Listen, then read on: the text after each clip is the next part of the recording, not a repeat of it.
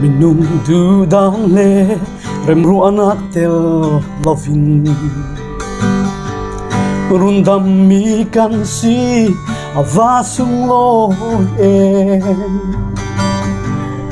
runtu boy thi sen thiang lim rua nga chun pathian alung a oi zo kan tuna sim lâu le re lovin kan thei lâu du don na bi fel khil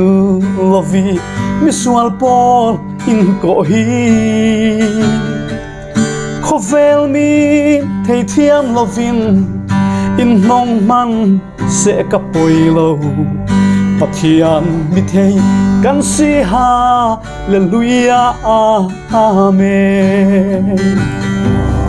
Asia thei mi thai chilaka si lovin pathian thutak sungi rin mi kan si minung ta naka khinak nei lo manning ka fel nak jisu asiti ka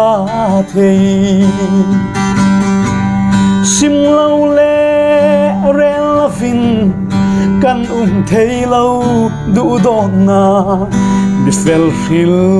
lovi mi sual pol in ko hi khovel mi thei thiam lovin in nong man se ka poi lo pathian mi thei kan si ha hallelujah amen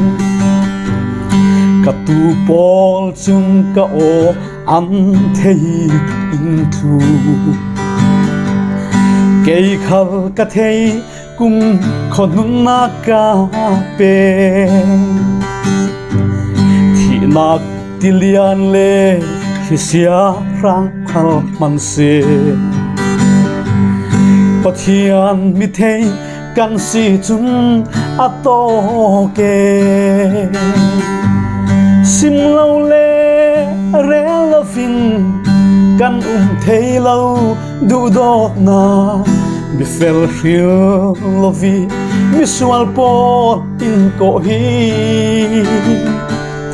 khovel mi thei thiam lovin in mong man se ka poi lo pathian mi thei kan si ha hallelujah amen sim lâu le re lovin kan thei lâu du dot na bi fel khil lovi mi sual pol in ko hi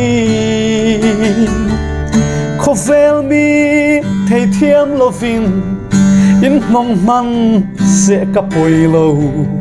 pathian mi thei kan si ha hallelujah amen pathian mi thei kan si ha hallelujah amen